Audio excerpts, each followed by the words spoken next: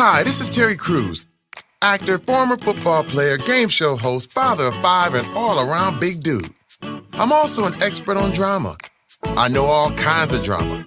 There's the good kind that comes with having a house full of kids. There's the bad kind like season-ending injuries. There's the necessary kind like having an agent in Hollywood. And there's silly drama like the drama around my percolating pectorals. And then there's the drama you can skip. Skip the drama that comes with not having your high school diploma or equivalency.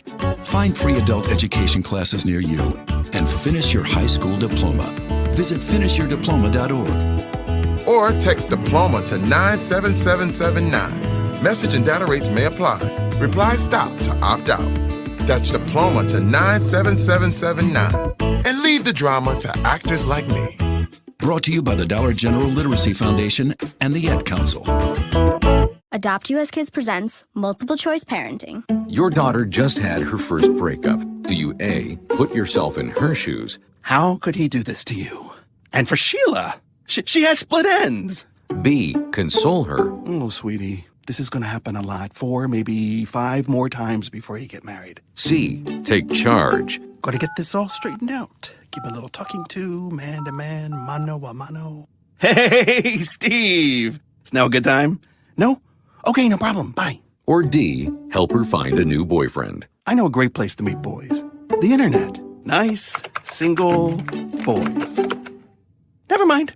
How about some ice cream? As a parent, there are no perfect answers. But you don't have to be perfect to be a perfect parent. Thousands of teens in foster care will love you just the same.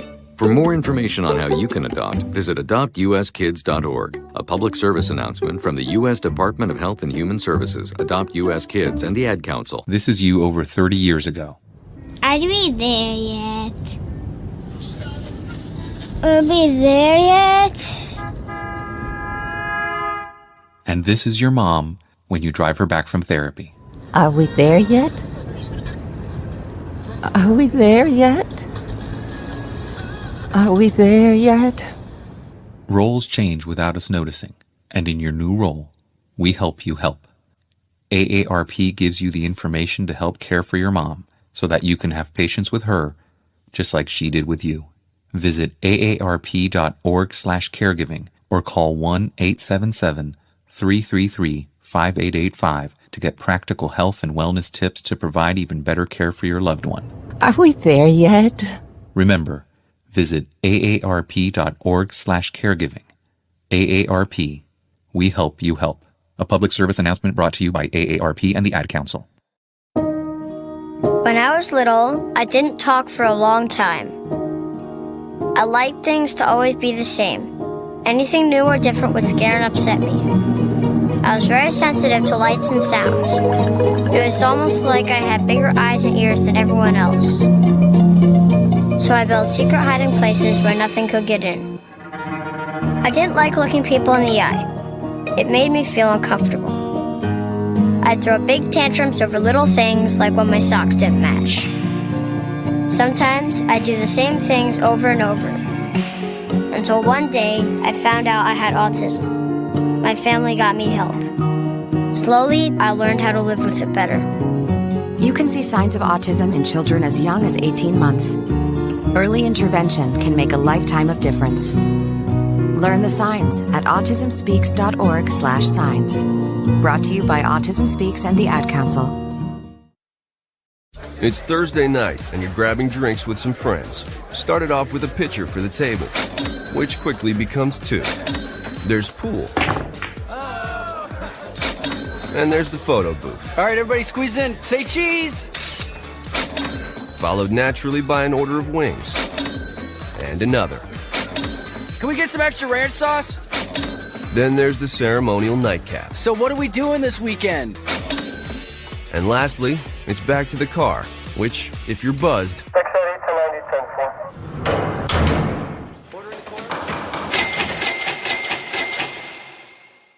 could be the most expensive night of your life. Getting pulled over for buzz driving could cost you around $10,000 in fines, legal fees, and increased insurance rates. Nothing kills a buzz like getting pulled over for buzz driving, because buzz driving is drunk driving. Brought to you by the National Highway Traffic Safety Administration and the Ad Council. You're listening to the Worldwide Sports Radio Network. This is the MD's Fantasy Football Show with Dan Mader, giving you the X's and O's of all things fantasy on the Worldwide Sports Radio Network.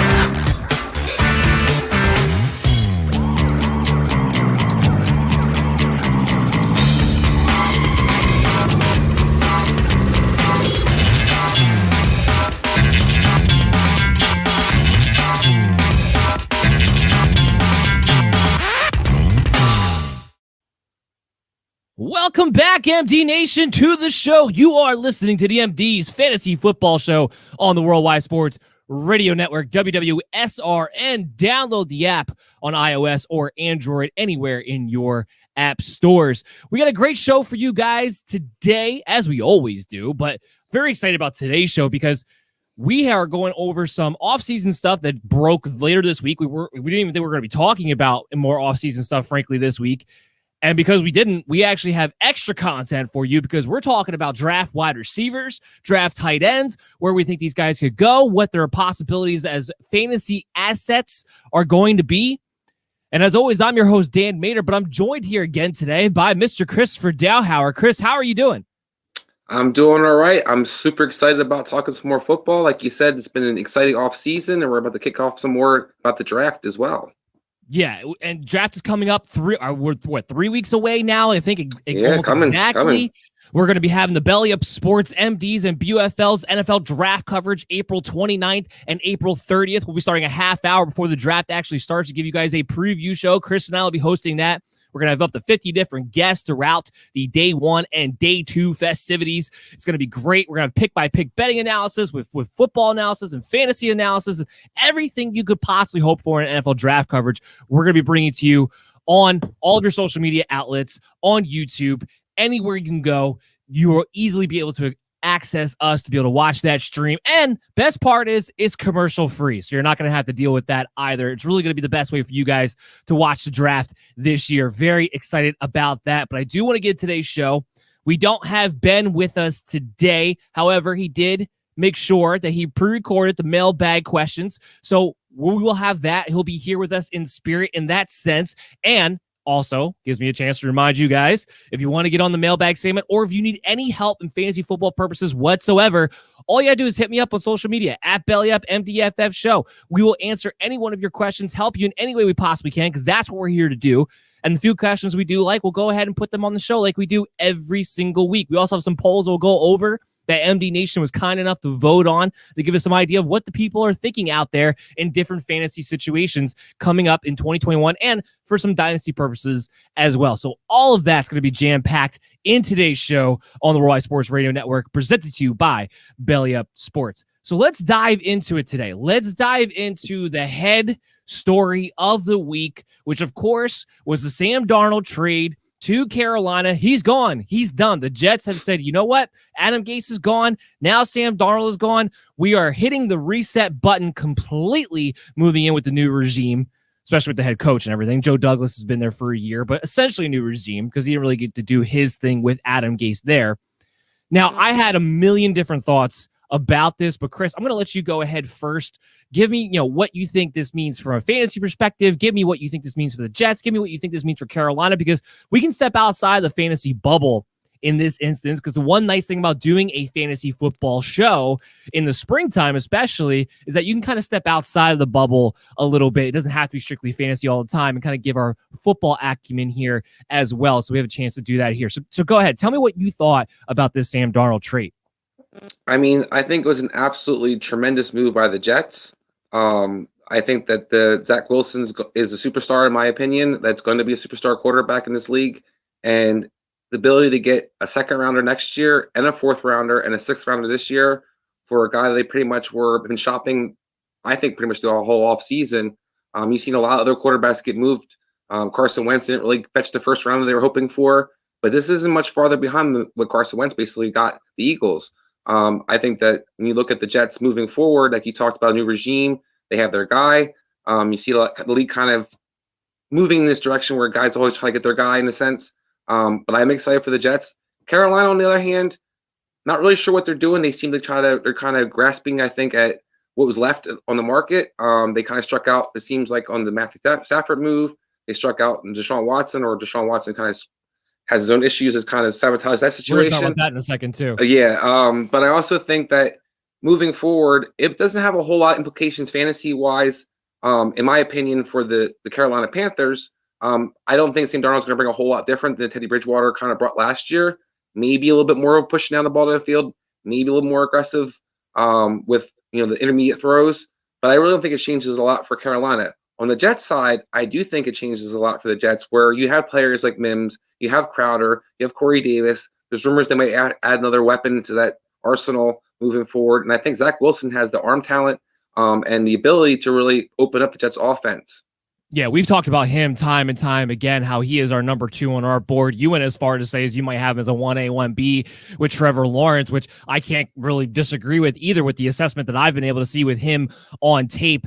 I'm right there with you. Yeah, I'm going to take this from the Jets standpoint. This was the most you were going to get back. There was a ton of reaction when this trade first went down about people blaming the Jets that, hey, why didn't you get a first rounder? Why didn't you get more? And I'm sitting there and I'm thinking to myself, have you guys been paying attention to this entire offseason? He's been on the block since March, since probably before that, probably since they hired Robert Saleh. So the idea that they were going to be able to get more for him, how? Why? The quarterbacks, like you, to your point, are pretty much all off the market. After the 49ers made their move, you pretty much had Carolina and Denver as the last 2 teams in the top 10 who are looking for quarterbacks. And if it's not going to be a DeShaun Watson, if it wasn't going to be a big blockbuster trade for Russell Wilson, well, the last guy left is Sam Darnold. And if they get a second rounder, a 4th rounder, and a 6th rounder this year, the second and 4th rounder for next year, that is probably the best they could have done. I don't think they could have done much better than that. And they're set up now in a nice position this draft and next year's draft where they're going to be able to make a lot of picks in the first 2 rounds. So when you're talking about bringing in a new regime who wants to hit the reset button, you have all the ammunition in the world now to truly build this team in whatever image that you want to build it in. So there's going to be no excuses now for Joe Douglas or Robert Saleh because you're going to have all the pieces in place to hit the reset button and move in a different direction. To your point on the Carolina Panthers side, and I think we're in the minority here, Chris, because I think a lot of people look at Sam Darnold as this guy who still has this untapped potential because he's 23 years old, and I couldn't disagree more. He was bad before Adam Gase got there. Let's not forget that. And Adam Gase isn't the only reason he was bad. And as far as your point of like maybe he pushes the ball down the field more, does he? Because Teddy Bridgewater last season was 17th in deep ball attempts. Sam Darnold was 25th on a per-game basis. So I'm not talking about because Teddy Bridgewater played more games than Sam Darnold, he had more attempts. On a per-game basis, he threw the ball down the field more often than Sam Darnold did. And that's something that goes back to even when Robbie Anderson was on the team. We can go further back because I know last year, you mostly had Jameson Crowder, Denzel Mims didn't play too much. You had Brashad Perriman really as your only other deep threat. You go back to previous years, Sam Darnold, and this is a big reason why I had a problem with him coming out of USC, was that he has a mentality of a check down, play a conservative quarterback who doesn't have, sky's the limit type of arm talent to begin with. So I don't understand. I don't think this changes. I'm with you. I don't think this changes anything for Carolina. Not from a fantasy standpoint, not from a football standpoint, nothing. He is Sam Darnold. I'm sorry, Sam Darnold is Teddy Bridgewater. I mean, they're game managers at best. That's what they are. So this doesn't open up the field for Rob. And I saw all these, these tweets and all these guys talking about, the chemistry between Robbie Anderson and Sam Darnold and what that's going to mean and blah, blah, blah. Go back, actually look at the game logs with Robbie Anderson and Sam Darnold. Robbie Anderson wasn't worth anything in fantasy football until the last 4 to 5 games in the season. Because what would happen is Sam Darnold and Adam Gase would play their little check down game for the first 10 to 11 games of the season. Then suddenly, when there's nothing left to lose, Darnold said, you know what, fine, I'll start throwing it up to Robbie Anderson down the field. And then it would be for the fantasy playoffs. And I think this is why, especially in the fantasy industry, people forget this. It would be in the fantasy playoffs that Robbie Anderson would suddenly come alive. Because now all of a sudden they decided to just chuck the ball down the field because they had nothing to lose at that point. But it wouldn't be until that point that they would actually get aggressive, that Sam Darnold actually aggressive. And this is my point of why Darnold has to have a lot of blame for why he is a bust outside of Adam Gase, because Adam Gase may call up the plays, and it may be a terrible scheme, and you're never going to get a disagreement out of me for that. I've been riding Adam Gase's tail ever since his Miami, frankly, ever since the Chicago days. And even on this show, since this show has started, I've ridden his tail. But it's still Sam Darnold at the end of the day who decides who he's going to throw the ball to, where he's going to go. So that's why I put this on him. So that is why I have a big problem with this when it comes to Carolina. I don't see the upside here. I don't see you getting better. You want to make the argument to me that because he's 23 and that you think with Matt Rule and Joe Brady, because they're such good offensive minds, that they can make a change here. I'll give you that argument to an extent. Because Matt Rule and Joe Brady have earned that after what we saw of them last season, that they might have the benefit of the doubt for me when it comes to that. But still, when it comes to actual talent, nobody wants to recognize it because they still have this Sam Darnold USC picture in their head of what they thought he might be. He is Teddy Bridgewater. He is. So from a fantasy standpoint, it just changes nothing for Carolina. Darnold doesn't become a fantasy quarterback relevant in my mind. We'll see where Teddy Bridgewater winds up going. I have no doubt that they'll find a way to move him at some point. And now it also affects the draft because Carolina is not going to be a team looking to move up anymore. So now it makes it real interesting with Denver and New England, how this whole thing is going to go down. And for the Jets, I love it. I've said it on this show numerous times. Zach Wilson is the pick that the Jets need to make. He is the guy that they need to move on from. He is the franchise quarterback, and he can turn an organization around. And when you add his skill set to that Shanahan concept offense and what they're going to be able to do, the Jets are going to have a good rushing attack. And I feel pretty confident they're going to wind up drafting a running back in the second round. It's not going to be Tevin Coleman. It's not going to be LaMichael Perine. They're going to draft another running back, I think, in the second round, or maybe they'll wait till the third round. But I still think you can get, if they got a Javonte Williams in that system in the second round with Zach Wilson, and I like some of the talent they have at the wide receiver position, especially if Denzel Mims can take the next step up. This is an offense that could instantly be at least competent, even in Zach Wilson's rookie year. So from a fantasy standpoint, I am going to have Zach Wilson as a streaming option. Not a guy I'm going to be drafting in redraft leagues, but a streaming option because he's going to run the ball and he's going to be given that opportunity. And I like the offensive fit that he is going to be in. From a dynasty standpoint, it just kind of confirms that I'm going to go, if it's super flex leagues, I'm going to go Lawrence and Zach Wilson 1 and 2. Either way, even if it's a single quarterback league, Wilson's going to be my second rookie running back off the board, period. So that's where it affects it from a dynasty position. But this trade was huge because it had so many angles that you had to play this from. Is there anything about what I said that you want to rebuttal on? No, I just want to add to it a little bit. I think one of the things that also needs to be thrown into the equation is Sam Darnold due to make $18.8 million next year. So the Jets not only were able to get picks, they have a guy in the last year of his deal who they frankly weren't sure if they're going to pay. We kind of saw this play out with Mitchell Trubisky last year in Chicago. They moved ahead and got a pick before they blew up in their face, basically. And I think that was genius on their part. While Carolina basically is on the same hook for another $18 million, similar to Bridgewater's deal was with $20 million. They didn't really open up any kind of cap space, and they pretty much have to evaluate this year immediately, is he the guy long-term or not the long-term? And I think when you look at, will Sam Darnold improve with the surrounding talent in Carolina? Will he improve with the better coaching, not being on Adam Gase? Sure. But this isn't a Ryan Tannehill situation. Ryan Tannehill had to deal with Adam Gase for most of his career, and once he went to Tennessee, everybody saw, look how much better he is now. Sam Darnold didn't have any favors done by the Jets. The Jets did not start him with talent. Yes, there wasn't great players. No, it was a great line. Adam Gase is a terrible offensive coordinator and a terrible coach. Having said all that, they didn't force him to see ghosts. It didn't force him to have 31, finish 31st in QBR last year. I think we look at a guy that, to your point, that we've seen kind of his upside, so to speak. He wasn't that great in USC. People forget this guy came in with a lot of esteem and almost lost his job 2 or 3 times while he's at USC. So I'm not super impressed by this. And I think that Carolina, like I said, is kind of grasping at straws. Now they keep reassuring people that doesn't mean they're locked in at quarterback moving forward, and they can still get out of the contract. But this isn't even a Josh Rosen situation where they still have 3 or 4 years to Miami still have 3 or 4 years to kind of vote $2 million player to evaluate what they want to do moving forward. This is a guy who got picked number 3, and he's going to make number 3 money next year. So that's, to me, just Jets did a great move with the draft capital that they gave up. to your point, you have to know what he is this year if you're going to pay him or not. Sam Darnold's a starter for Carolina. They can say all they want. They can say what they want to about the not being locked in a quarterback when it comes to the NFL draft. They're like, oh, we might still take what? No, that is a quintessential lie, because you have to start Sam Darnold now, because you have to know if it's going to be worth the investment that you just gave up for the future.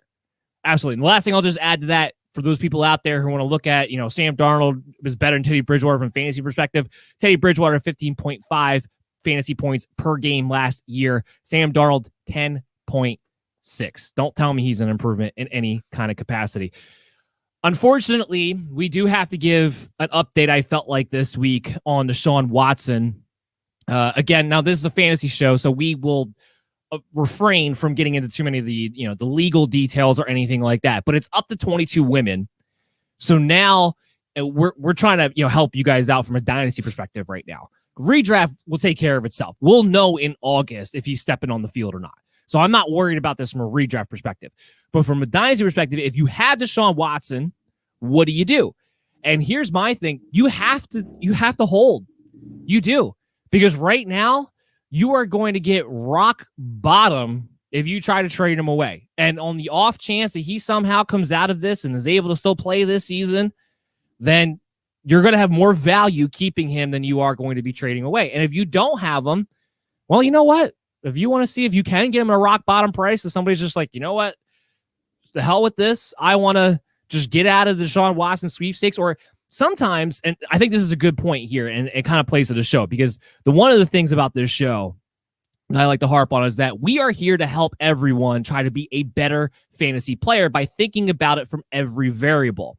There's a lot of people out there who will play fantasy football with their heart rather than with their head. And what I mean by that in this situation is that they're going to look at this and say, DeShaun Watson is a scumbag. I don't want him on my fantasy team anymore. And therefore, you might be able to get him for rock bottom prices. So I would throw a couple of offers out there. You're not going to have to give up much just to see what would happen, because it's a high reward, low risk situation if you're standing from a dynasty standpoint, if you're trying to buy Watson. Now, obviously, don't give up anything crazy of value, but see if the owner in your league who has him just wants to move on.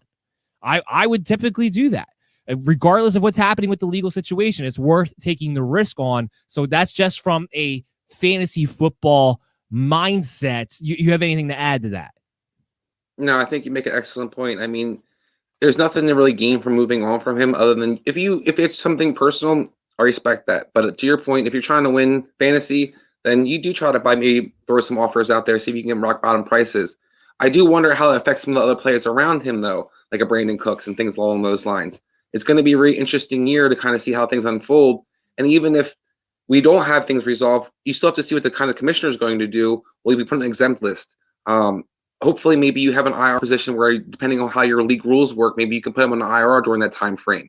So there's some things you have to kind of consider, depending what your rules in your league are, to see how aggressive or unaggressive you should be with using DeShaun Watson or moving DeShaun Watson. Yeah, I completely agree with that as well. So just kind of keep that in mind. I do want to kind of talk about that a little bit, though, like the point of people using their principles when playing fantasy football. Look, you play however you want to play. But what I will say is this: fantasy football, you are better at it when you use your head and not your heart. So in these type of situations, you're not a real organization. You're not putting out PR fires because you have DeShaun Watson on your team. So I don't get the whole idea of like, this guy's a scumbag, I'm not going to have him in fantasy football. I want to win the league, whatever cost that is. This is a fantasy game. It's a computer simulated game at the end of the day. You are not making any kind of protest or political statement or a morality statement whatsoever when you're like, I'm not going to have this guy on my fantasy team. That's just me. I just want to point that out there. Again, everyone plays how they want to play, how you want to have fun with it. That's completely up to you. But if you want to win, don't play with your heart. Play with your head. That's my piece of advice. Last thing that I want to talk about from the offseason standpoint before we get into the wide receivers for today's show is Giovani Bernard being cut by the Cincinnati Bengals. Thank you. Yes, exactly. Exactly my thoughts too. Because Bernard has been a thorn in Joe Mixon's behind when it comes to fantasy value, especially starting off the season. And it happened the last 2 years. We saw it with Zach Taylor. Last 2 years, we go into it expecting Joe Mixon to get his bell cow workload, like, he should be getting. And then what winds up happening is Giovani Bernard comes in and inexplicably is getting an insane amount of targets, an insane amount of snaps on third downs and 2-minute drills. And I'm blowing my mind because I'm like, pretty sure Joe Mixon can catch the ball. He's probably your best playmaker, probably your best offensive playmaker, period. Don't know why this guy keeps going off the field. And then, last year Mixon gets hurt, but we even saw it to some degree last year before he got hurt and the year before, where he was like fantasy irrelevant, and all of a sudden like, hey, you know what? We will give you the ball 20 plus times. And then he goes off like a jackhammer and is the RB1 that he should be. And the Bengals offense is better because they're giving him the ball. So now that Giovani Bernard is finally out of the equation, and I've been big on Joe Mixon anyway, a lot of people are sour on him because of the injury situation. I'm going to be stealing him and what his ADP is going to be this year. I'm going to tell you that, because in redraft leagues, I'm looking at a guy who might be falling to the third round because of the way people are souring on him at the moment. And in dynasty leagues, guys only want to touch him. You can buy Joe Mixon low right now. I'm all over him, especially with Giovani Bernard gone, because now in my mind, that guarantees me, and they're not going to bring anybody of significance in, that guarantees me that early on in the season, Mixon's going to be getting his 20 plus touches right off the bat. That's all he needs to be very, very successful. Where are you at on this? First of all, I'm wondering, is Oakland going to sign Giovani Bernard too? Or no, sorry, Vegas, not Oakland. Sorry, guys. But I do have to say, it's new music to my ears. I'm a big Joe Mixon fan. I think he's one of the more talented backs in the backfield in running back position. I don't understand why he wasn't throwing the ball, why Giovani played third downs and was a designated pass catcher. I thought they should have moved on from him 2 years ago. They re-signed him. It made me sick to my stomach when that happened. Last year, you saw when Joe Mixon was utilized, to your point, he is a superstar running back. And he did start getting more targets as the season kind of moved on. He did wind up getting hurt. People were concerned about the injuries. I'm not. Running backs get hurt sometimes, particularly behind crappy offensive lines. But Cincinnati has a chance to actually improve their offensive line this offseason. And you look at Joe Mixon and you look at Todd Gurley, and you kind of remember Todd Gurley had struggled a year or two, and all of a sudden he blew up in Sean McVay's system. Part of that blow up was he got thrown the ball. I see Joe Mixon having a very similar blow up situation. Not only can this guy run the ball, he can catch the ball, and an offense that should be better than it's been in the last couple of years, that team's going to score some points. I think Joe Mixon is going to be one of the steals of the draft, and I would love if he falls to the third round. If he falls to the third round at any of your, anybody's picks out or anybody's drafts out there, you have to jump all over him. He's going to be an RB1 this year. I have no question in my mind, and I know that's a player that I definitely will be targeting. Yeah, we're 100% in line when it comes to Joe Mixon and what this Bernard cut actually means, and that is more fantasy impactful than I think people really realize. Before we get into our NFL draft wide receivers, I want to let you guys know that this segment is sponsored by Manscaped. And with the first pick in the 2021 draft, men's grooming, the Ball Saxonville Sagwires select Manscaped, the leaders in below the waist grooming. Looks like Mel Kiper gave this an A+ grade because this pick is a major upgrade for that Bush defense. For all of my NFL draft fans out there, we have an exclusive 20% off promo code BellyUpFantasy at manscaped.com. That's the reason why Manscaped is the guaranteed #1 pick, because of their performance package. This package is the ultimate men's hygiene bundle.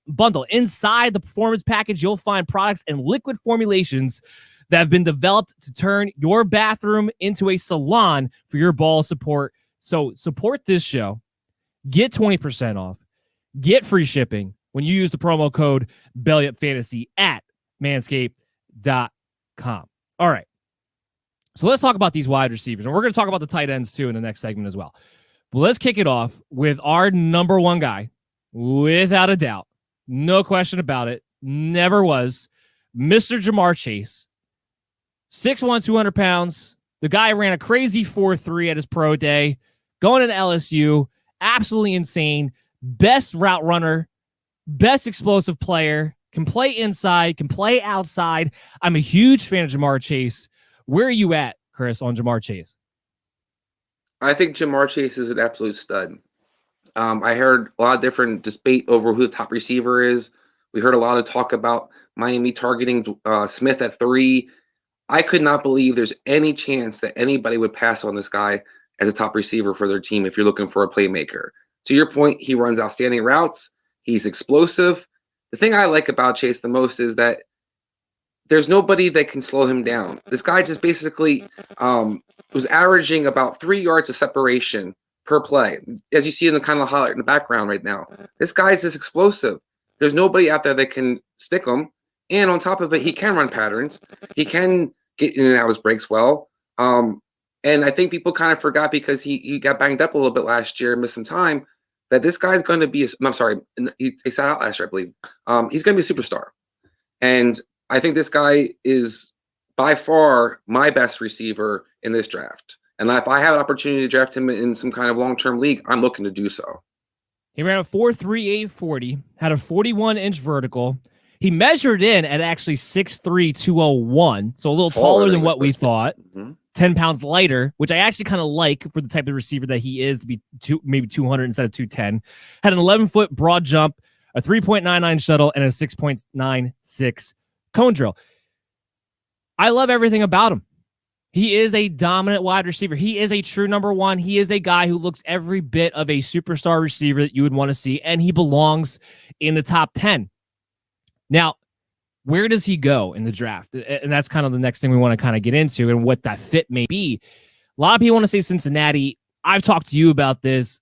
I'm of the mindset, especially now that we know quarterbacks are going to go 1, 2, 3, possibly 1, 2, 3, 4, depending on what happens with the Atlanta pick. I don't see how, if you're Cincinnati, you can pass on a Sewell. With how bad that offensive line is, the fact that your franchise quarterback's already coming off an ACL injury, your number one priority has to be to protect your investment, your number one pick from last year. So I don't see how you slide on a Penei Sewell. So all this talk about reuniting Chase with Joe Burrow, that, in my opinion, would be a mistake. And honestly, from a fantasy standpoint, I don't really want to see it either, because she's going to have to share targets with T. Higgins and Tyler Boyd on top of all of it. So I'd rather see him go somewhere else. I'd rather see him fall to Miami or Detroit. I was drawing a blank there. Or Detroit. I like Miami a lot because I think he would fit very, very well with a Devontae Parker and a Will Fuller, and then you even have Preston Williams to see if he can get healthy and get right. That's a ton of weapons for Tua Tagovailoa. So I love it for Miami. I really love it for Detroit, more so from a fantasy perspective, because in Detroit, you want to talk about an opportunity to become a target monster. There's nobody else to throw the ball to besides TJ Hawkinson and DeAndre Swift as checkdowns. So if you're going to run a predominantly play-action-based offense with Jared Goff and Anthony Lynn, who already does that anyway, Jamar Chase is going to be the guy who can really help you actually have that explosive factor, get you that number one wide receiver. Where are your places that you would like to see him go, and where do you think logically he'll actually wind up to? I think the Dolphins are the perfect fit. You kind of pointed out the weapons they have in place. I think he's a perfect complement to Devontae Parker. I think that he needs somebody and Will Fuller. They only signed Will Fuller to a 1-year deal, so I think this is a player that you can look at not only maybe as a possible replacement for Fuller on the outside, but while Fuller's still there, as you pointed out, he can play anywhere on the field. I love him. The idea of him in Miami. Detroit, I think, is a good idea because he would absolutely be a target monster. If I wanted to go all in and just wanted to see explosive offense, I wouldn't mind seeing him in Atlanta, because there is some consideration about moving on Julio Jones after this year. Yeah. And he would be an awesome complement while Julio's still there. But then with Ridley, I think moving forward, he'd be a great complement as well. So I think those three places are where I think would be good fits. I do have concerns that Cincinnati may take him. Now, while I don't necessarily poo-poo it maybe as much as you would, I do agree Sewell by far should be their pick. But I am hearing a lot that teams are questioning whether he's even the top tackle in the draft right now, which is beyond ridiculous. Yeah. Yes, it's asinine. And I think when you look at somebody like him, it does make some sense. You do have the camaraderie or the experience playing with Joe Burrow. I do hear Joe Burrow is beating the drum that he wants Jamar Chase. That doesn't surprise me. And you can't. Well, we also can't blame him. I mean, we saw what Jefferson did last year, and he was dominant for Minnesota. And this guy wasn't even the best receiver on his team. So I think that's something we have to kind of keep in mind. This guy is I think is a hell of a talent, and I think that it wouldn't super upset me if he goes to Cincinnati, just because I do think he complements Higgins perfectly. But I do agree that I think they should take Sewell. Now, I will give the draft that it is a pretty deep draft at offensive line this year. Cincinnati has opportunity to kind of upgrade, even if they don't take Sewell at tackle at the 3rd pick. But I wouldn't be surprised if you do see maybe he goes there. I want to make it clear, I'm not going to poo-poo it, as you would say, for the Cincinnati Bengals or for Jamar Chase. I want to see the guy get the most fantasy potential, which I believe would be with the Dolphins, because I think they'll move on from Will Fuller next year, or with Detroit, where he would just be the clear-cut guy right off the bat and be targeted. He would have redraft implications right off the bat with Detroit, with the amount of targets that he would be seeing, where Cincinnati's going to have to share a little bit. I understand with the Dolphins, the first year's going to share a little bit, but he's got an opening there. Tyler Boyd, T. Higgins aren't going anywhere anytime soon, and maybe they just turn into this great, prolific offense that it doesn't matter, everybody gets to eat. But again, even when you see that, usually, typically speaking, when you have 3 really good wide receivers, then your fantasy value, even though it couldn't be really good, can still be very inconsistent. So that's just kind of where, but also, more to the point of, I just think they have to pick Sewell there. I think you have to get the building blocks that you really need to protect your quarterback and to help out Joe Mixon too. Help out that offense in general. You got to get that offensive line better. I think that's more of a priority than a Jamar Chase would be. Let's talk about our next guy, who didn't have a pro day, decided not to do anything with his pro day. I was very disappointed because I wanted to see how fast he was going to run. But Jalen Waddle coming in, 5'10", 182, Alabama. He's expected to go somewhere between, that 5th pick and 15th pick, somewhere in the top 15. We most likely will see Jalen Waddle go.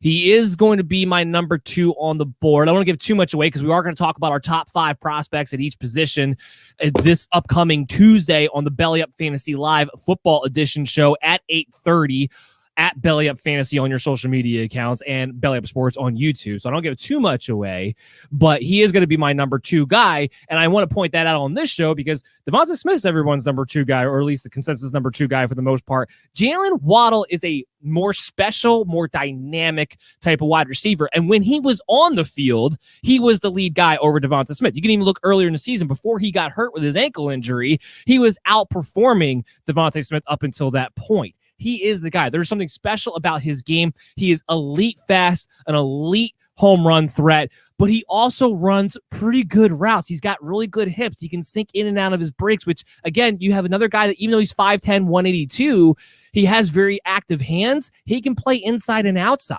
And that's why I wound up putting him as my number 2 receiver overall. Chris, what do you think about Jalen Waddle and Devonta Smith? We'll just lump Devonta Smith into this conversation as well. What do you think about those two, where they stack up and all that? So I had Devonta Smith as probably actually my 4th wide receiver in this draft. And I think we're going to get to who I think is higher. Waddle, I think, is kind of tied for the other guy right now. I love Waddle, depending what you're looking for. Not that he's not explosive, not that he can fit any team, but one of the things that he's a really good player with his yards after the catch. This guy has the ability to take it 90 yards from having taking a 1-yard catch and breaking it 90 yards. There's not a lot of guys that can do that. I think it's different between him and Smith. Smith is a good long strider. He runs good routes. He's a great. He's going to get in and out of his breaks. He's a little bit taller, but I think when you look at the explosiveness, and in today's game where teams are utilizing the passing game, the short passing game more and more, I think this is a guy that you just have to look at as a dynamic playmaker. We kind of see a lot of guys like Brandon Ayuk from the 49ers last year, where if you can just get certain guys the ball, how they can create, this guy can do that and run patterns and take the top off. So I do think that he's definitely better than Smith. I also think he's a little bit thicker than Smith. They weigh about the same, but about 3 inches difference in height. He's built differently. Yeah, and you can see it in the highlights. Just yards after the catches where Waddle excels. Guys can't bring him down. He's not an easy one-arm tackle. And like I said, this is a guy that you can feature all over the field, even out of backfield.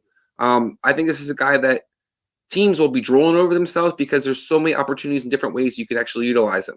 He's not quite as fast or quick as Tyreek Hill, but as Tyreek Hill's kind of used, I think he can be similarly used. I agree with that full-heartedly. Look, Devonta Smith will also be my number 4 receiver. Since you said yours, I'll say mine.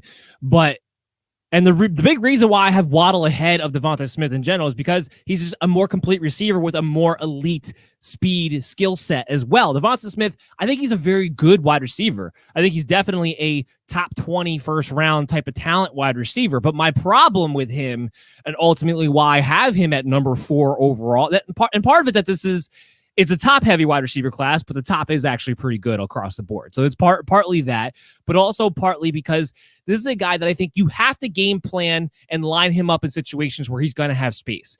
He doesn't have the best combat hands in the world to be able to get off the line of scrimmage when bigger corners who are capable to play actual bump and run defense are able to jam at the line. You saw that in college.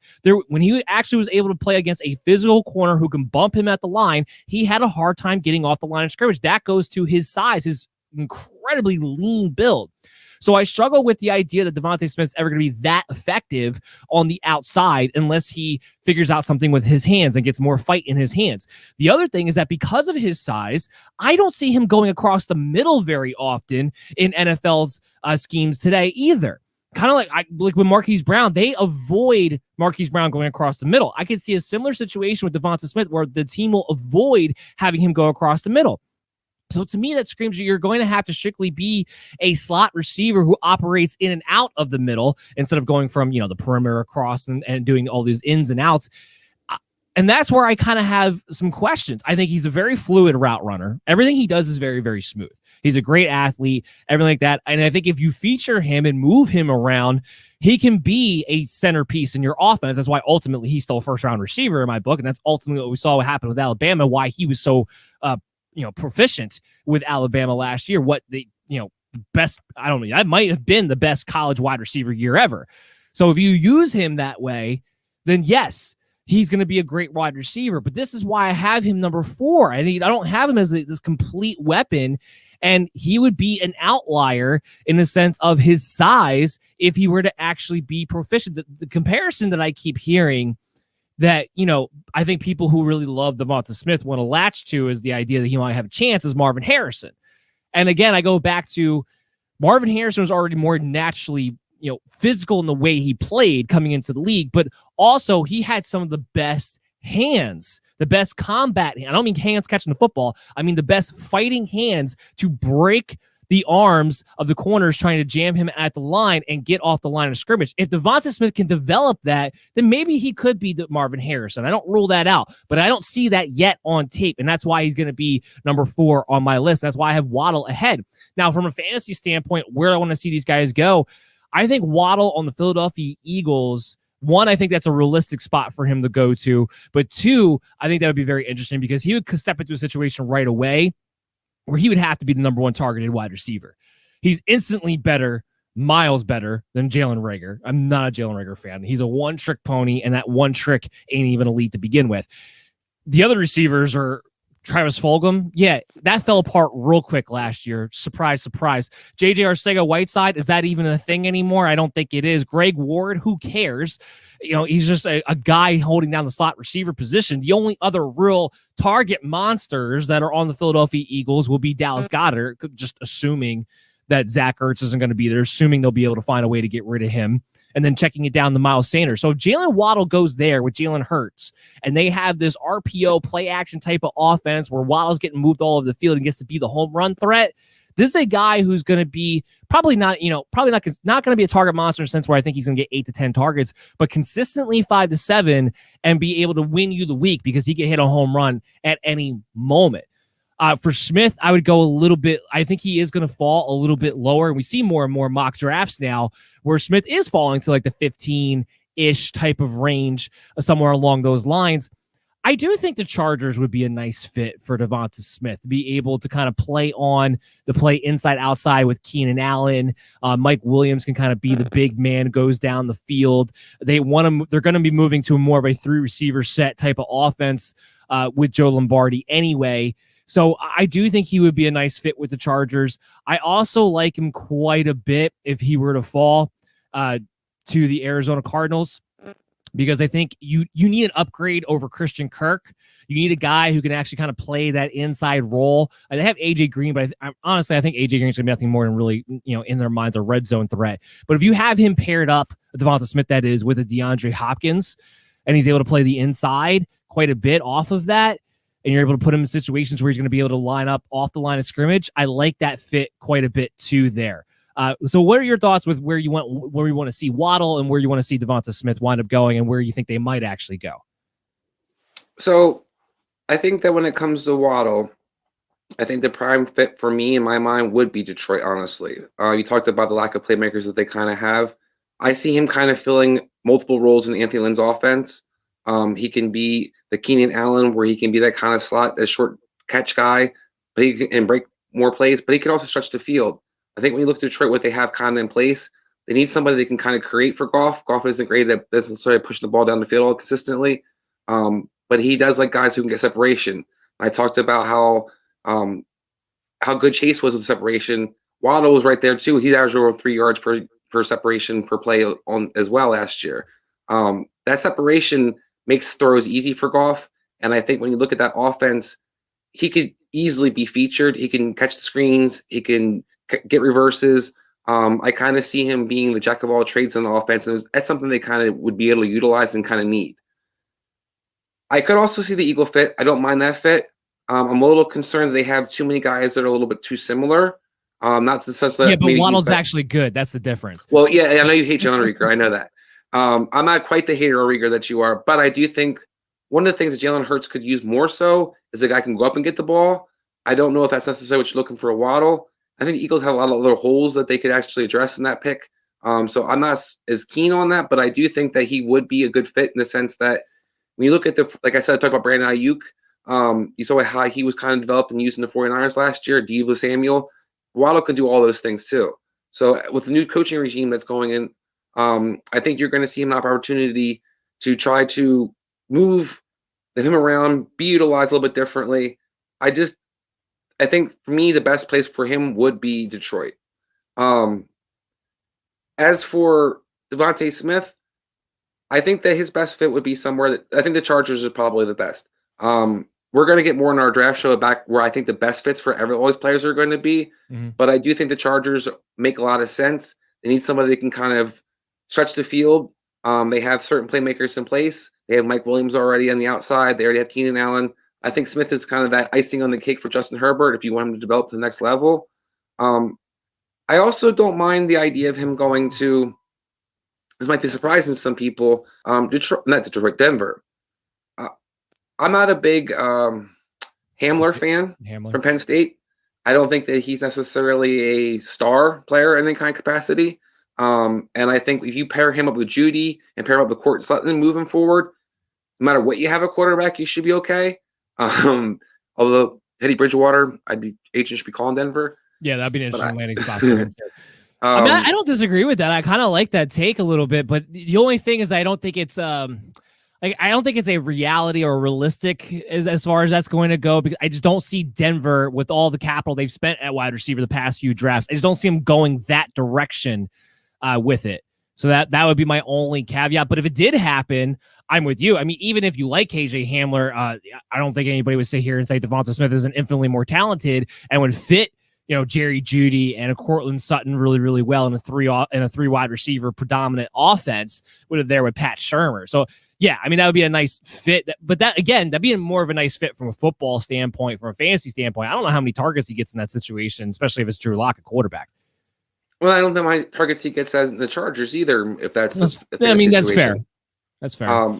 But I do think if you're talking about fantasy wise, where he'd be an ideal fit, you got a team sitting at 15 that could move up New England. I think that he'd be a nice. They need something on the outside. They need some kind of somebody to stretch that field in New there. England is such an interesting situation right now, aren't they? Because you have all these people talking about that they're serious about mortgaging everything to move up as high as 4, possibly to try to take a quarterback. New England's sitting there at 15.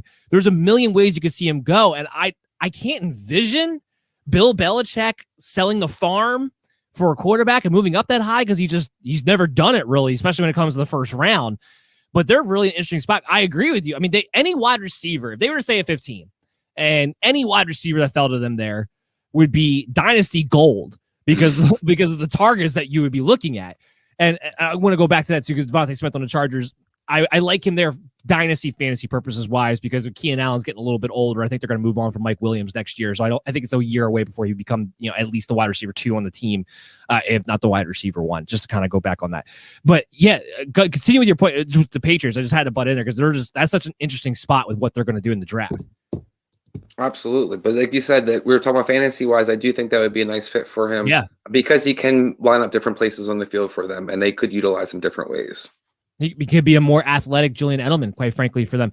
I want to take a quick break before we move on to our next slot of wide receivers. We'll come back on the other side. We have more receiver talk. We'll get to a few tight ends, and we still have the mailbag segment at the end of the show. So please continue to listen to the MD's Fantasy Football Show on the Worldwide Sports Radio Network. WWSRN presents to you by Belly Up Sports.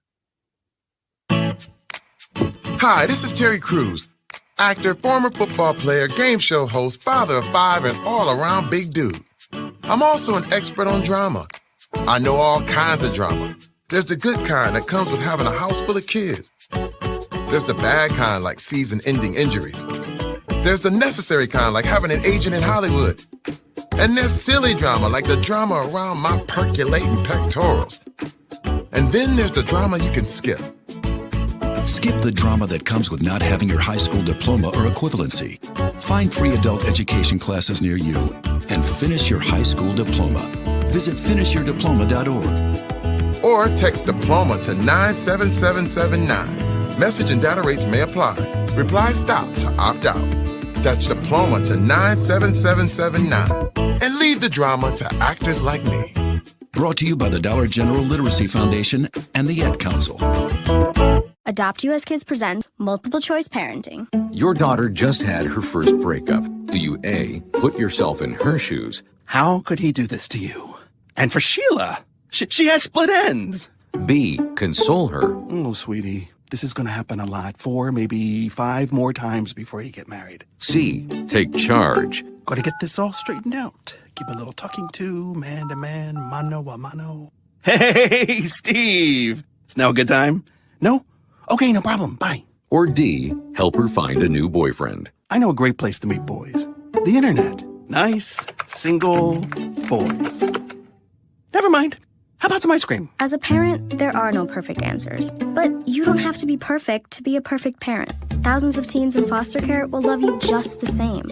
For more information on how you can adopt, visit adoptuskids.org. A public service announcement from the U.S. Department of Health and Human Services, Adopt U.S. Kids, and the Ad Council. This is you over 30 years ago.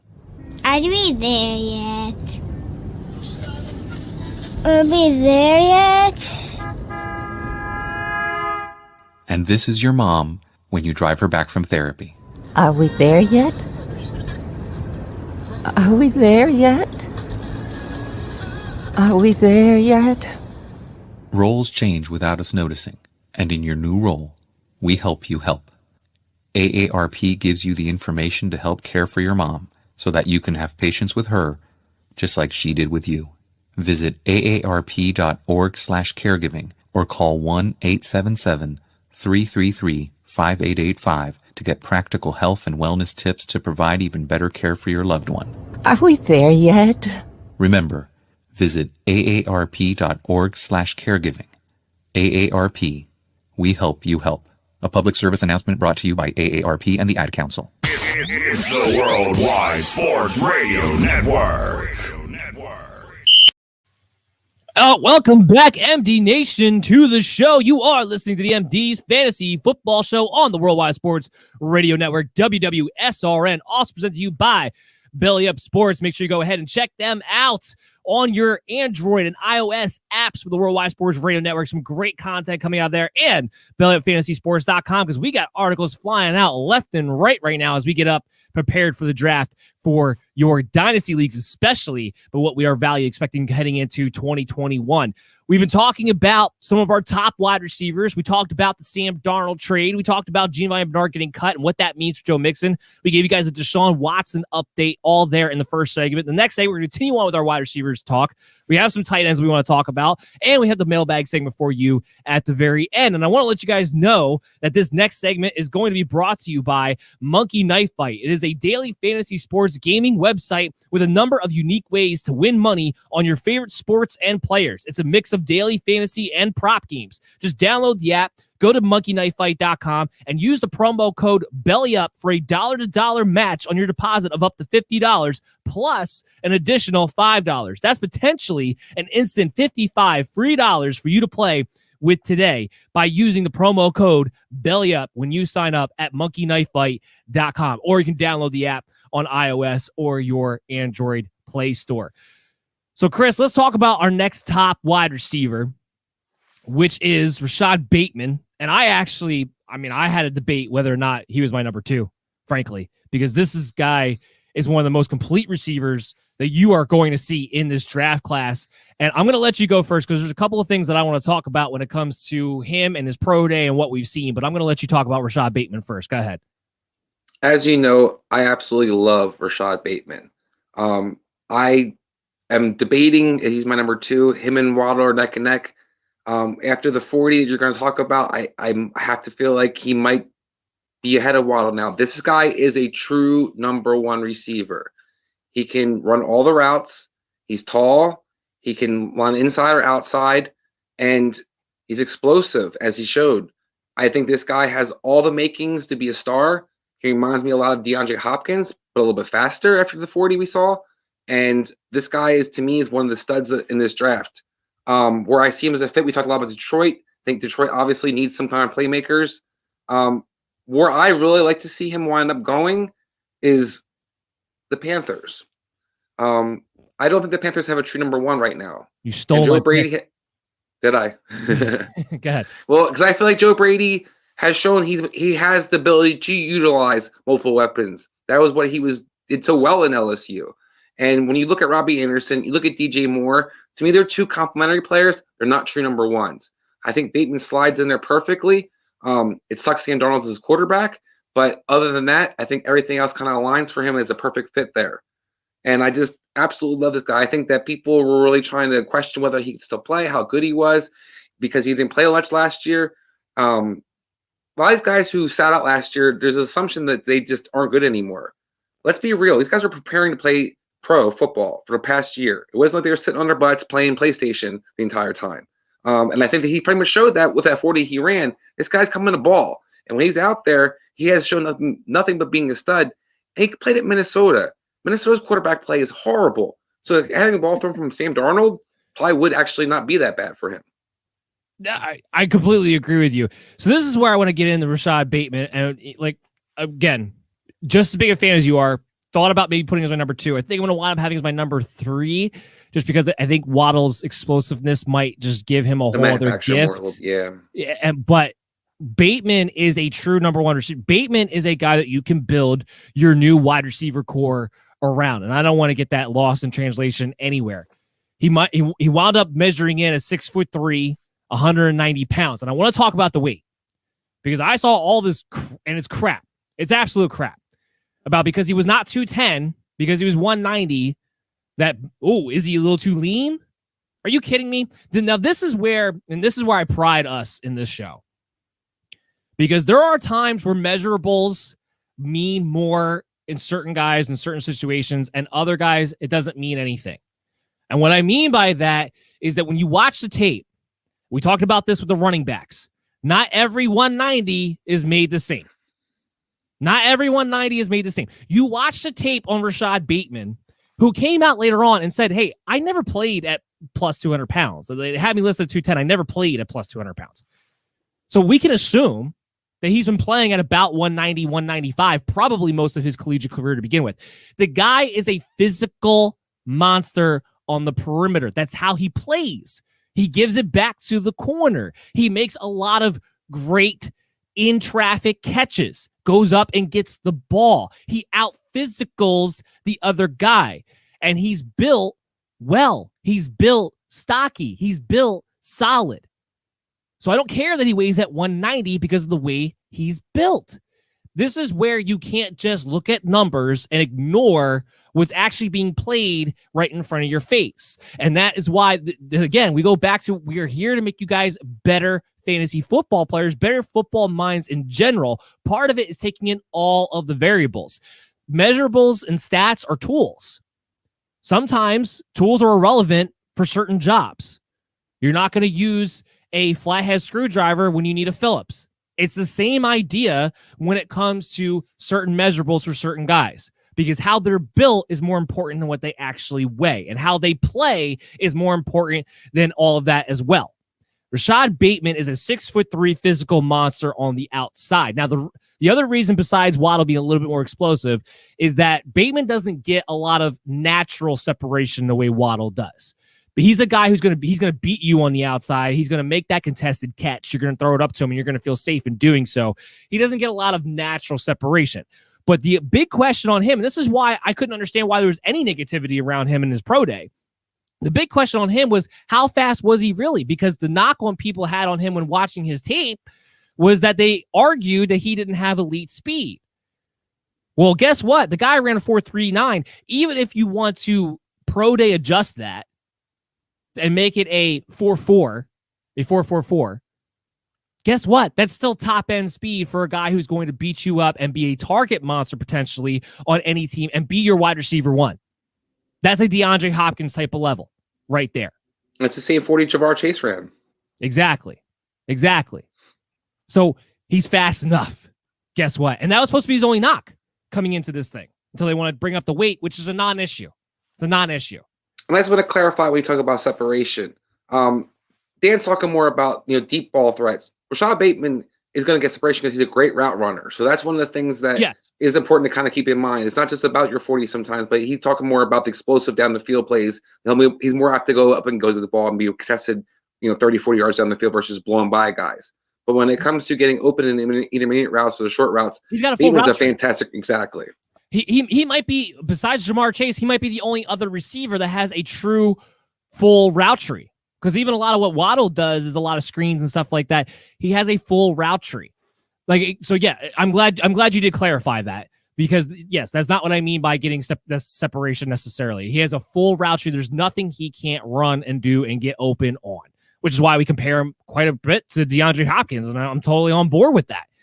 As far as where I want to see, there's a number of teams where you can see the Panthers were going to be my pick, as I said, because of the way Robbie Anderson, DJ Moore, and those three could kind of play off of each other in a Joe Brady offense. That would be a perfect fit. But again, from a football standpoint, because fantasy standpoint, I got to deal with Sam Darnold, and I got to deal with the fact that you're going to spread all these targets around. And Joe Brady spreads targets around even when he has bad receivers. So think about when you have good receivers. As far as, the Eagles or another team, or if you want to rebuild your wide receiver core, that's a good guy to do it. It's a lot of teams that we talked about already, the Chargers too, but I do want one different team, because I don't think he's necessarily going to go in the top 20. And I'll let you go in a second, Chris. I don't think he's necessarily going to go in the top 20. The place where I think would be really, really interesting, especially for the future, because one of their wide receivers is only going to be there for another year. So it wouldn't be a 2021 great for fantasy-wise, but dynasty-wise it would be. That's the Indianapolis Colts at 21. I think there's a real shot he's there at 21. He could be the T.Y. Hilton replacement. He would mix in right there with Michael Pittman and Paris Campbell, but I think he would automatically be the number one receiver in a Frank Reich, Carson Wentz resurgence type of offense. Go ahead. What were you going to say? I actually think he'll go before Smith. We're talking about, I think Smith is a top 20. I think that's where he's going to wind up going. I think Bateman, the other great fit, you kind of touched on, was the Eagles. They need a true number one. And after draft, I will agree with you, Jalen Reagor is not a number one receiver. And they don't have currently on their roster a number one receiver when you look at that team. I think he'd be a fantastic fit for them. And that's where fantasy-wise, I think he'd be the most productive and most relevant. I think Smith, actually, we're talking about fits for him before, but I think I looked at kind of the teams coming after him. I think he actually would be a nice fit for the Colts. I think the Titans. I think Devontae Smith makes a lot of sense for the Titans. I think that's where he'd be ideal. But I do think, like I said, I'm a little bit different in the opinion where Bateman falls. You think falls kind of top 20 or into the top 20. I think actually Bateman goes before Smith after that 40. Here's what I'm going to say to that is there are a wide range of outcomes when it comes to a lot of these mock drafts because teams and analysts are just all over the place. And a lot of that has to do with just not having as much contact this year as you would normally. So there's a wide range. There's a range out there where Bateman falls outside the top 20. There's a range out there where you're speaking to where you could go ahead of Devonta Smith. I just think because of the hype around Devonta Smith, I think he will go ahead of Bateman in the draft. That's the only reason why I would think that would be the case. I mean, I would take Bateman ahead of Devonta Smith, but that's the only reason why I say that. And if that happens and you have a Jamar Chase and a Waddle and Devonta Smith already off the board, I think there's a decent chance Bateman does fall just outside the top 20, not outside the first round, but outside the top 20. That's the only reason why I think there's a chance he might be there for the Colts. The Titans are a great fit for any of these receivers that happen to fall that far. I don't know who it's going to be. There's a real chance it's one of these top four. They would, whoever it is, it doesn't matter who it is. It won't be Jamar Chase. We know that much. And it probably won't be Waddle. But if it is a Smith or a Bateman, whoever pairs up next to A.J. Brown is not only going to be fantasy relevant from a dynasty standpoint, but it's going to be fantasy relevant for 2021 because there's going to be there's a target hole there right now. Josh Reynolds is a nobody.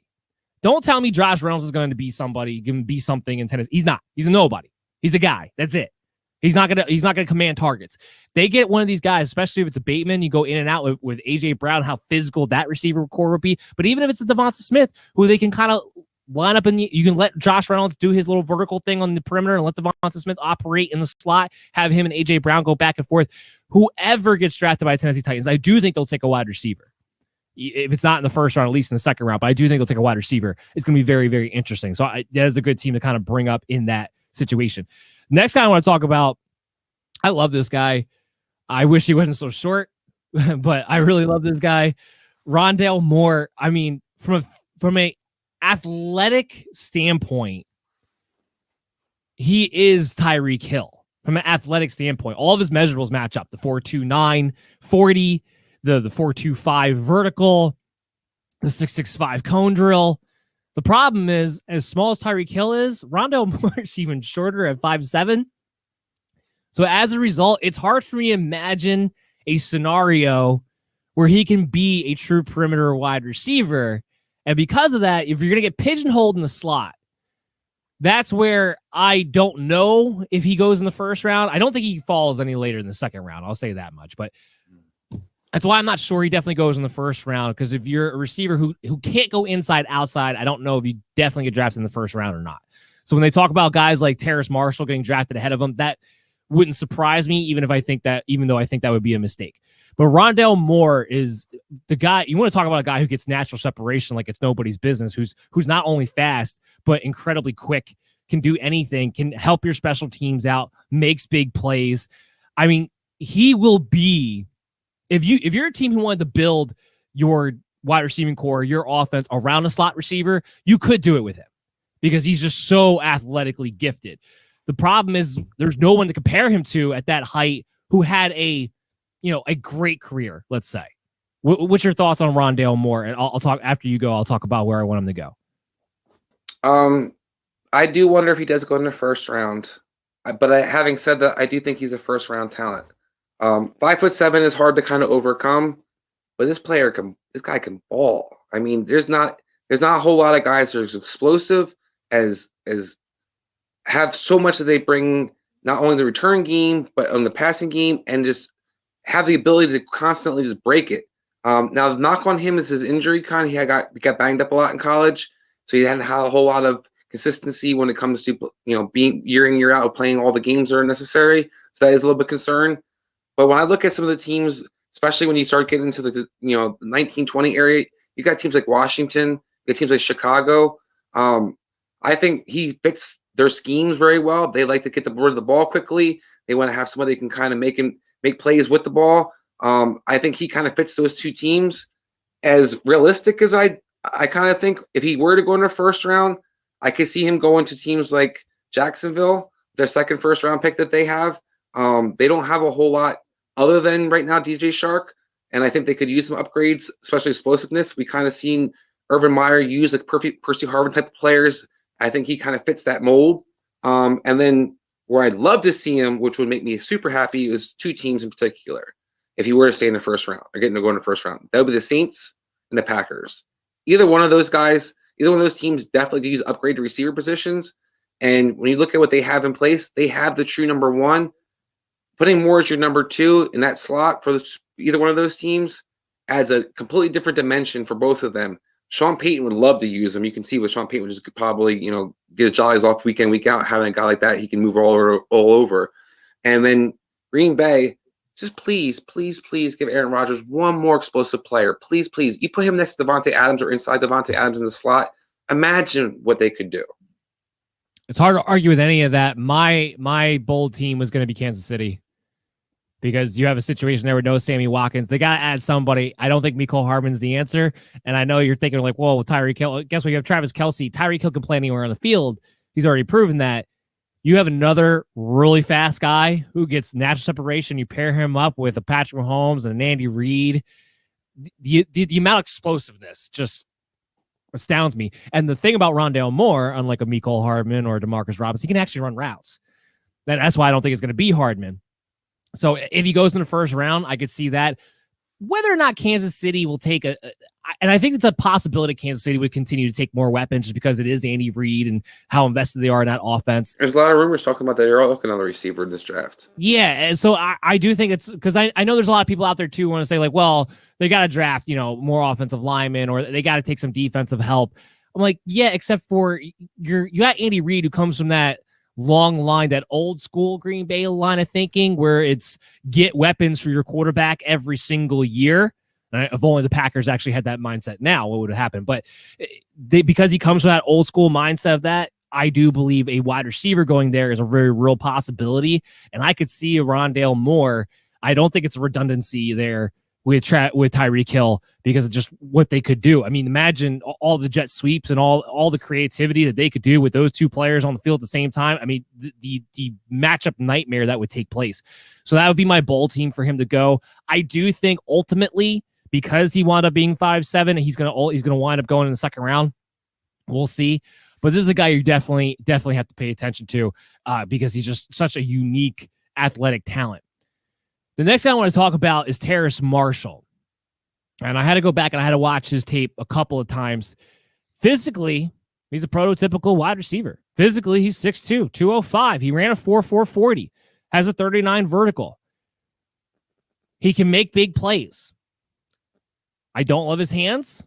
I don't love his route running ability. He doesn't sink his hips in and out of his breaks, so the natural separation is not going to be there when he's actually trying to run a full route tree, which I don't believe he has to begin with. He's not, I don't think he plays to his size. He's 6'2", 205. I don't think he's the guy who plays as physical as he should. And I question the consistency of his hands. There's quite a few times where I saw him drop the ball when going through his tape where it was hit dead in the chest and nobody around him, and he was still just flat out dropping it and just lack of concentration more so than anything on his part. Having said all that, there's a lot of talk about him going to first round, which I don't think he's a first round talent, but if he did, and if he went to the Packers, I do think that would be very, very interesting because you would have another explosive big body threat on the opposite side, Devontae Adams. For my knocks on Terrace Marshall, I do think he's better than Marquez Valdez-Scantling. I do think he's better than St. Brown or Devin Funchess. I do think he's better than any other receiver not named Devontae Adams on that Green Bay Packers team. And his skill set, I think, reminds me of a poor man's Will Fuller. And I think that would fit great with a Devontae Adams if that were to happen from a fantasy standpoint. But from my actual football evaluation, I wouldn't even be thinking about this guy before the second round, quite frankly. And there's a lot of things that I have red flags on and how good he can really be. And I know that's a different opinion than most people have, frankly. What's your thoughts? I mean, I echo those sentiments. I'm not a big Marshall fan. I will give him, he led the country in contested catch percentage last year at 80%. He can go up and get the ball in amongst people. But to your point, there's too many plays where he just doesn't make the right play. He doesn't run great patterns. He doesn't catch the ball consistently for the easier catches. He can make the contested catches, but he doesn't. And he played in the slot almost predominantly at LSU. I do question whether he can get off the line. I was not impressed with him for most of the tape that I watched. I feel like he had kind of usually the second or third best corner sticking him, and he rarely dominated any of the games.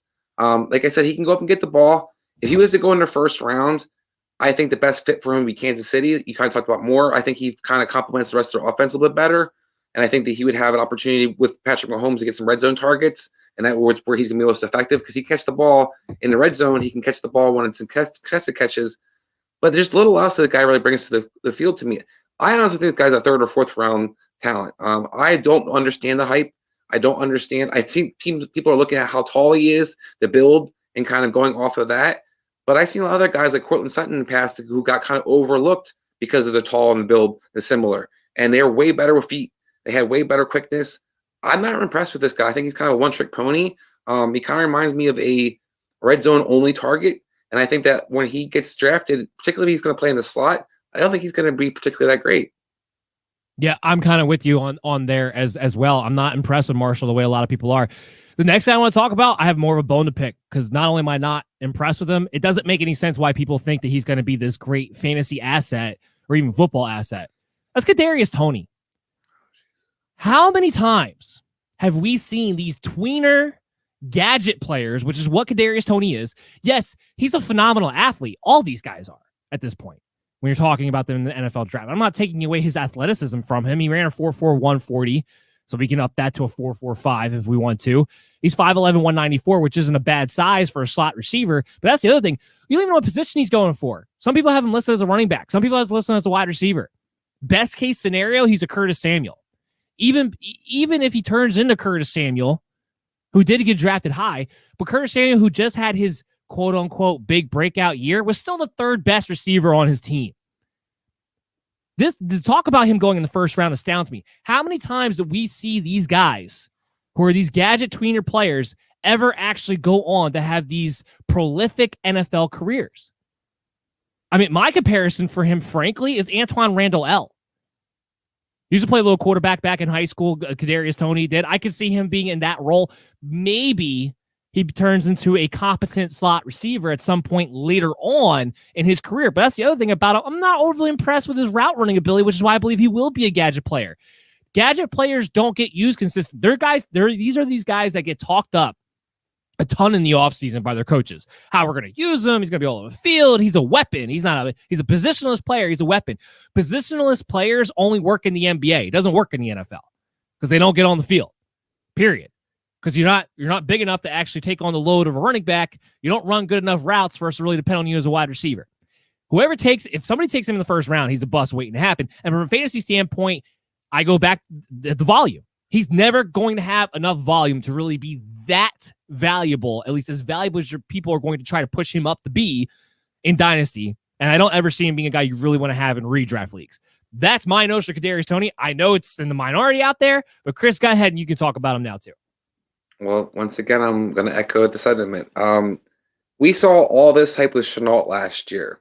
And going into the draft and going into fantasy drafts, people kept talking about how Shenault's a weapon. He's going to get the ball. He's going to do this. He's going to do this. 5 catches for 45 yards isn't that impressive. And I don't think it gets you a lot of playing time, to your point. He's a guy that you have to manufacture touches for. Good coaches will do that. Bad coaches will talk about doing that and not do it at all. I worry about this guy, how productive he can be in the pros. I think he's a guy that's almost a strictly gadget player in a sense where he's going to be a lot of screens, a lot of bubble screens, a lot of slants, a lot of crossing patterns. I don't think he runs good patterns. I don't think that he can get down the field quick enough to open it up for people. You kind of see in the highlights, most of his plays are yards after the catch. Now, can he do that? Sure. But this is the NFL, and guys can tackle a little bit better than they can tackle in college. And I think you look at all the different things that he kind of brings to the table. This guy's a dime a dozen. Talk about Curtis Samuel. Like I said, I brought up Shenault. To me, that's what you're looking when you look at a Toney.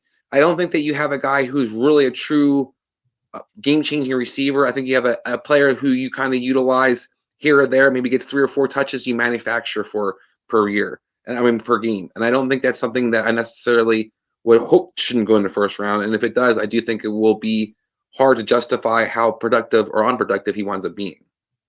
Yeah, I'm glad we're on the same page. I really am. It's going to be you and me against the world when it comes to Kadarius Toney, and I'm perfectly we were fine at the with quarterback that. position with Mitchell Trubisky and Patrick Mahomes and DeShaun Watson, so we can be right about this one again. AJ Brown, DK Metcalf. We'll keep going. I'm just not very impressed. We had time for one more guy, so I want to go to the top tight end in Kyle Pitts and talk about him before we get into the mailbag segment. Kyle Pitts, to me, is not just the best tight end, but he might be the best pass catcher, period, in this draft. And I don't just mean from a pass catching standpoint, but I mean from the overall weapon that he is, the overall mismatch that he is. When we're going through this process to start, I had a hard time with Kyle Pitts with the idea of him going in the top 10. And the reason is this: I have a hard time taking tight ends in general that high to begin with, especially ones that aren't already coming in as super complete tight ends who, Kyle Pitts is not a great blocker. Now, here's what I'll say. He's definitely a very willing blocker. He wants to, it's not like he's shy. He doesn't shy away from the contact like some non-inline tight ends who are more athletes or more bigger receivers than not. He doesn't shy away from it like they do. So I do think there's room there that you can see him improving in that area because he is already has a mentality where he's willing to do it. And he has the size to do it too. So that's where I think he will get better at that in his game. But when you watch his tape, he runs great routes for his size. He has incredible speed for his size. I mean, the guy ran a 4.40 at, 245 pounds at 6'6". It's insane. But I think the route running ability and the ability he has to catch the ball away from his body, he has elite hands and his elite route running ability. It makes me think that he's just going to be a mismatch nightmare. And when you're talking about guys to build your offense around, Kyle Pitts is one of those guys. He just is. And because of the skill set that he has, and if he does get drafted in the top 10, which is looking more and more like it's going to happen, I do think for the first time in a really, really long time, you're going to have a tight end who's actually set up to be a true redraft commodity, along with being a guy who projects out to be the number one tight end in Dynasty within the next 5 years or so. So I have changed my tune a little bit on would I not draft Kyle Pitts in the top 10? I would. I 100% would. And there's a lot of teams that he would fit. Of course, in my opinion, he could pretty much fit with anybody in any scheme to begin with. But I haven't pinpointed where if the Atlanta Falcons stay at 4. Now, to be clear here, I don't think they should stay at 4. I think their best move is to trade back because of a lot of the holes that they need. But if they were to stay at 4, and you take a Kyle Pitts and you make that a 2 tight end set predominant team with Arthur Smith, which I think he would love to be, by the way.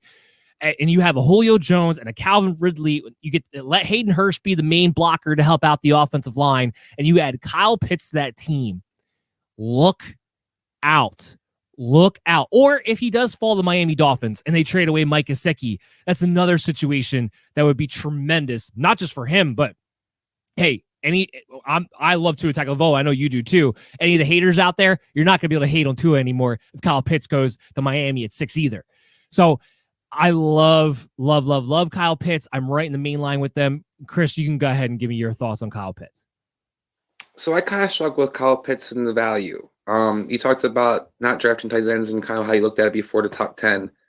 I think there's a lot of talk about what he actually is going to play in the NFL. They had talked to different GMs. Several teams look at him as strictly as a tight end. Some teams are looking to play him at receiver. His agent's considering playing him at receiver so that I can get more money for him. If I evaluate him as a receiver, I don't see him as a top 10 talent. If I evaluate him as a tight end, I can see what you're excited about. I can see the mismatches. But I could also point out there are guys that he kind of reminds me of Darren Waller. Darren Waller went in the 6th round. Darren Waller went in the 6th round because he has similar skill set, 6'6", ran a 4.44. That would be redone. He was a receiver, today. But he came out as a receiver. That was the big difference. He didn't come out as a tight end. He came out as a receiver. And that's where I think it's going to be interesting to see what is this guy truly utilized as. Yes, he's a mismatch versus linebackers. Yes, he's a mismatch for safeties. His mismatch is such a mismatch versus corners. Absolutely. That's what I want to see. Do you believe that? I don't necessarily have the proof that I think if he came out and they talk as the GMs, if he came out as strictly as a receiver, where would he go in this draft? And it's not nearly as high as if he's coming out as a tight end. So here we go. That's crap. Well, then you got to talk to the GMs then. Consensus. Look at the GMs. The consensus across the league is that Kyle Pitts is the best pass catcher in this league. I'm not, that's not just me. Best pass catcher, meaning if he was a wide receiver, he would be rated, if not in front of Jamar Chase, right there with Jamar Chase. Because I just talked about the unnatural ability at his size that he has to run routes. Because he's not just a Darren Waller. Because when Darren Waller came into the league, he wasn't a good route runner. He was just athletic. He was fast. He developed that part of his game. Kyle Pitts is already a finished product. He has a full receiver tree. Now, I agree with you. I think if you put him at the tight end position, that boosts his value a bit. But the consensus is, you want to know what the consensus is out there, is that he's the best pass catcher, period, in this NFL draft class. If he played a wide receiver, you think he would be considered a top wide receiver? That's the consensus. He'd be a top wide receiver in this draft. 1,000%. That's the consensus. 1,000%. No. He's not the top pass catcher. Based on who? Based on how people evaluate him. If you have Smith and you have Chase as guys who were going before him, and you have Waddle who's going before him, how is he considered the best receiver? They don't, because he's 6'6", he's a mismatch, and he's 240. He's good. He doesn't get nearly, talk about separation. He doesn't get nearly separation. He's playing against corners. He doesn't get nearly separation. Now he can go up and get the ball. Yes, he can go up and get the ball. But can he get off the line against guys? Can he run different patterns when he's outside? Yeah. I see him line up almost always in the slot. Well, you got to watch more tape. You got to watch more tape because I watched a lot of tape where he lined up on the perimeter and danced circles around some of these corners. And I'm not talking about corners from middle of nowhere. I'm talking about Florida State. I'm talking about LSU. I'm talking about these top ACC teams across the board. I'm talking about Clemson. He danced circles around. I'm talking about Alabama. He had a great game against Alabama. He went up against the top competition. And he didn't play receiver in that Alabama game. And dominated. He played tight end. Technically, he played tight end in all those games, yes, but they line him up at different positions. I'm with you on the whole which he should go out at. I think he should go out as a tight end because at 245, I think it's just hard to be a wide receiver all the time. But I think as a tight end, you just have a guy who can just change the game because he is a mismatch for corners and safeties and linebackers. I don't know what mock drafts you're looking at, but other than Jamar Chase, it's not mock drafts. I'm saying other than Jamar Chase, I don't see Waddle or Smith or Bateman or any of these guys going ahead of Kyle Pitts in any of these mock drafts. So I don't know where it is you're looking at that has all these receivers going in front of them. At tight end, if he came out as a receiver, I'm telling is what you I said right now because you've already had these people talk about even if he was a wide receiver that they would have him right there at either, like I said, either next to Jamar Chase or ahead of Jamar Chase. I mean that's already been out there. That's been out there. But I'm sorry. I would like to let you rebuttal, actually, but we got to move on because we're running out of time. Let's hit the break real quick. We get the mailbag segment on the other side. You guys are listening to the MD's Fantasy Football Show on the Worldwide Sports Radio Network, WWSRN, presented to you by Belly Up Sports. Hi, this is Terry Crews, actor, former football player, game show host, father of 5, and all-around big dude. I'm also an expert on drama. I know all kinds of drama. There's the good kind that comes with having a house full of kids. There's the bad kind like season-ending injuries. There's the necessary kind like having an agent in Hollywood.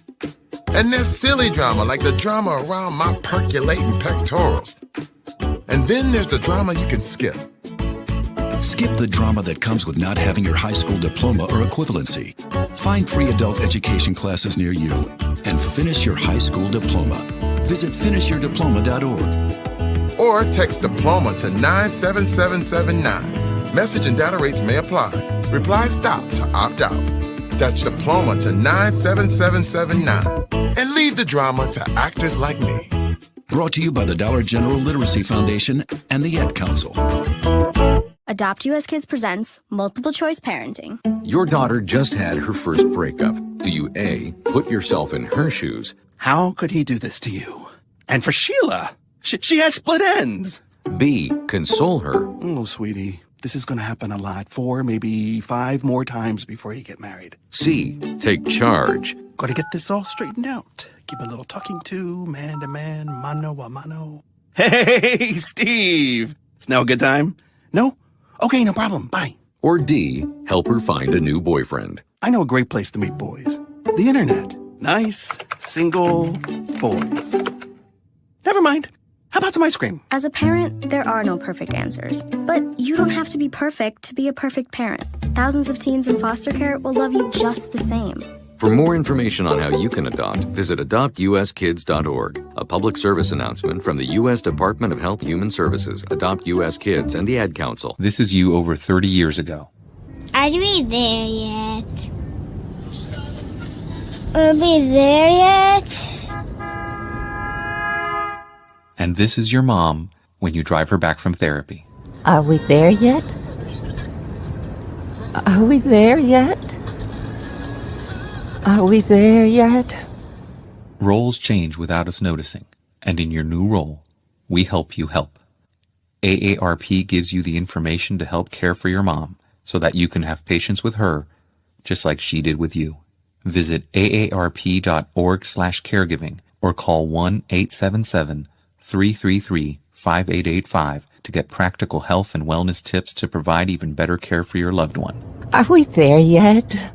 Remember, visit aarp.org/caregiving. AARP, we help you help. A public service announcement brought to you by AARP and the Ad Council. It's the Worldwide Sports Radio Network. You're listening to the MD's Fantasy Football Show on the Worldwide Sports Radio Network. Welcome back in, MD Nation. You are listening to the MD's Fantasy Football Show on the Worldwide Sports Radio Network, WWSRN, also presented to you by Belly Up Sports. As always, I'm your host, Dan Mader. Joined here with me is Chris Dowhauer. And we just had it out in the last segment at the end there. I should have made more time on Kyle Pitts. That's on me. We'll do that next time. We'll make sure we have that ahead. But we talked about our NFL draft receivers. We'll talk about Kyle Pitts. We'll talk about some more tight ends on the Belly Up Fantasy live show at 8:30 at Belly Up Fantasy. Check us out then when we get Adam and Lamaro back on that crew.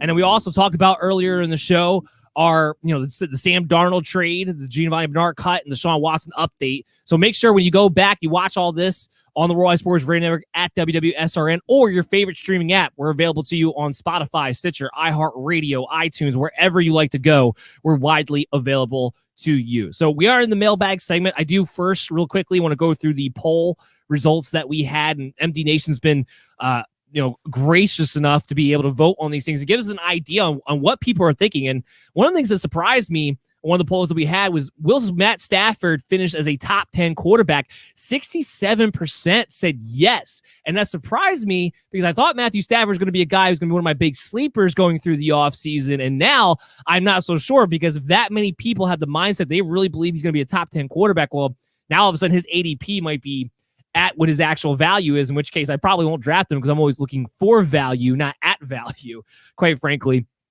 Two of the other questions that we had, which Steelers wide receiver would you draft first for the upcoming season?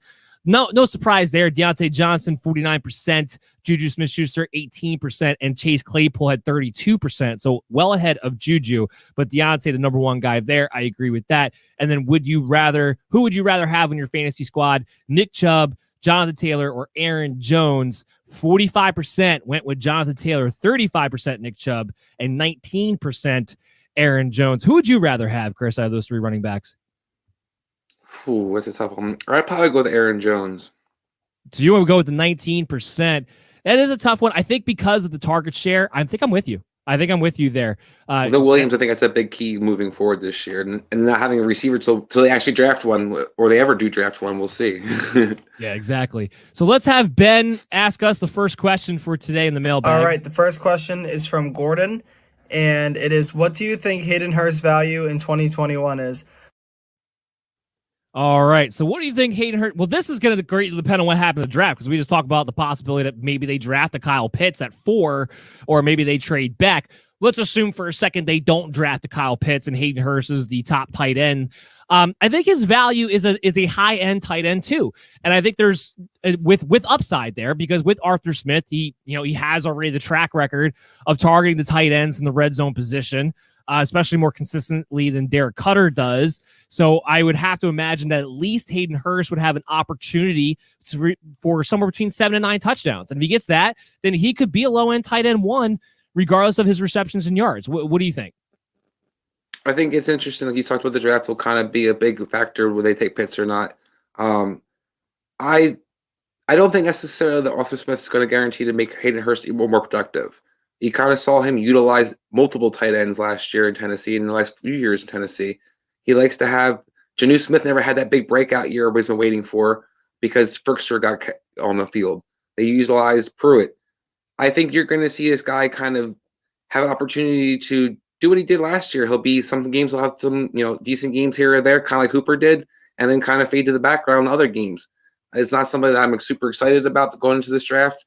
And that's going into this year. And I don't think Hayden Hurst necessarily just improves because Arthur Smith is there. Yeah, I tend to agree with that. Let's hear what Ben had to say. Obviously, the Falcons have great targets in Calvin Ridley and Julio Jones, both of which could be wide receiver ones. But the problem with fantasy football is the tight end position outside of the top 5 is horrendous. I think Hayden Hurst is a good guy to have as maybe your backup tight end. You might have a big game or two when your starter is out, but other than that, I don't think he has much value. I guess we got to see how the Falcons incorporate him this year and what the Falcons offense this year really looks like. All right, Ben echoing some of the same sentiments there. Let's get our question number 2. The next question is from Drew. Dynasty PPR Superflex. Miles Sanders or the first pick in the 4th round? Miles Sanders or the 4th pick in the 1st round in PPR Superflex. Give me the first pick in the 4th round. I'm doing this more from the mindset of because of the super flex, you probably need another quarterback. You get the 4th pick, you're probably going to have a good crack at somebody who is in a good situation, whether maybe it would be a Zach Wilson or, for instance, let's say if hypothetically, excuse me, the 49ers were to take a Justin Fields, I would love that fit for a fantasy standpoint. But Miles Sanders, it's more importantly about Miles Sanders where yes, he comes to a situation where the mobile quarterback does help the running back, but this is a guy that I question will ever play a full season.